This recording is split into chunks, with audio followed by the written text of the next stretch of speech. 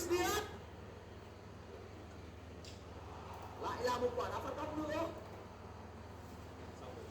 Luis Diaz vẫn luôn luôn là như vậy, nỗ lực đến tận những giây phút cuối cùng.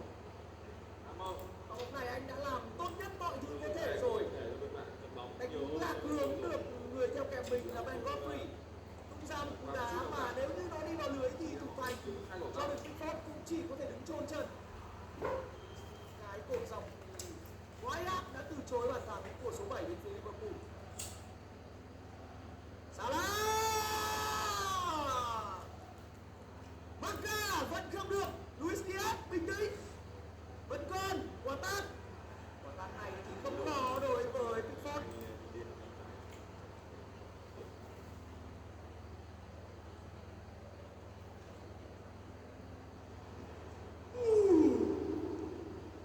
May chưa thằng phá bóng hộ cho.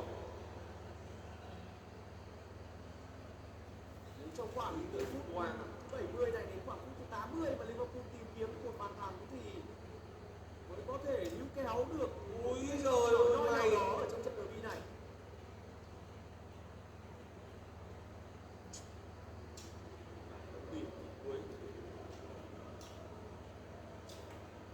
Elliot Everton thì đã xác định chiến lược ngay từ đầu hiệp 2 rồi, họ sẽ kéo toàn bộ đội hình của mình xuống để giữ lấy lợi thế, và trong quá trình phòng ngự phản công thì thậm chí họ còn tìm được một bàn thắng tỷ số lên 2-0 từ pha bóng chiến này của Cameron Lewin, pha bóng rất cao của Cameron Lewin.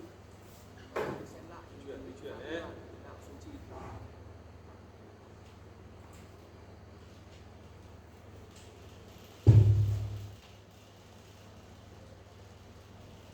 Lô vào sân xong kiểu cảm giác